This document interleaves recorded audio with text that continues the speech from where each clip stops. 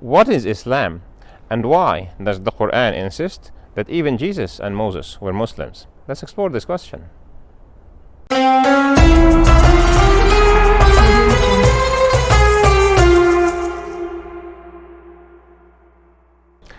Peace be upon you all. Islam as an Arabic word means submission, and a Muslim is a person who submits. But what does he submit to? Obviously, submit to God's will. So a Muslim is not just somebody who believes that God exists and that he has sent a book to a prophet and that this prophet delivered the message. No, by the definition of the word itself, it means that the Muslim acknowledges that this book becomes the guidance that he is going to use to lead his life. It becomes his supreme law. And the directions and instructions that he receives from this book are divine, and he submits to the divine. What if I tell you, completely submit your will to somebody? You will tell me, what are you talking about? If I submit myself completely to somebody and to his instructions, it means I become this person's slave. I don't want to be this person's slave, because complete submission means slavery. If he says do this, I do. I do not discuss. This is what submission means.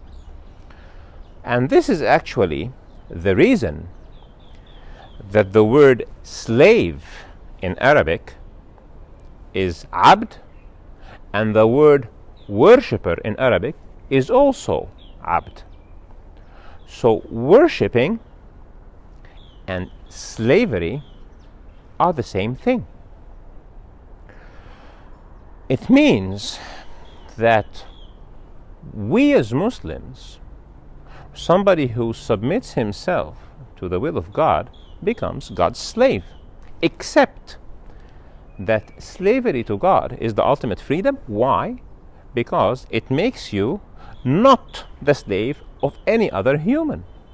And because being a slave to God will not mean that he will make you work for his benefit, because he does not need the benefit. He does not need to take revenge from you or to humiliate you. He is the one who has given you free will, and then he told you, if you confine this free will to the law that I have put down, if you willingly give me yourself, then you become worthy of joining me in my presence for eternal happiness, for eternity in paradise, in the life to come. So why does Islam call the prophets, Jesus and Moses and Abraham, Muslims? It is because a prophet who brings down a message from God obviously submits himself to God, because this is what he is calling other people to do.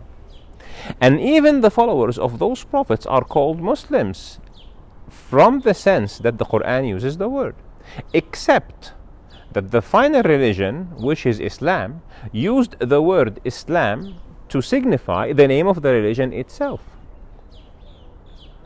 So next time when you hear the word Muslim, if you call yourself a Muslim, it is putting an obligation on you. It's also putting a great reward, and there is also a great warning.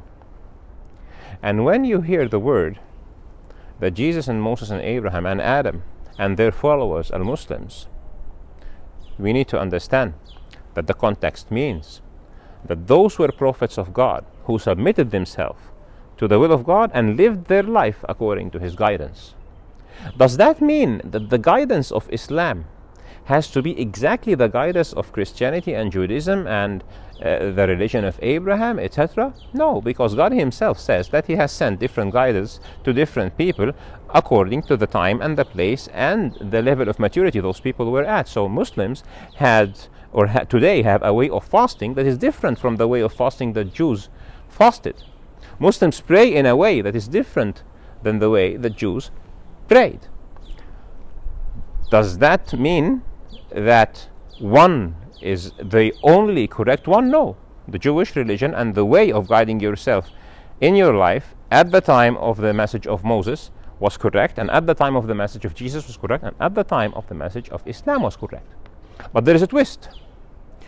If Allah Himself sends you message number 1 and you agree to submit to Him, and then sends you message number 2 and you know that it is His message, and you refuse to submit to His second message knowing that it is His message, and then to His third, and then to His final message, then, alas, you have broken your own submission to God. So what is your obligation? All of these prophets, this long series from this present day back to Adam, of prophets and their disciples and their followers, submitted their will to God.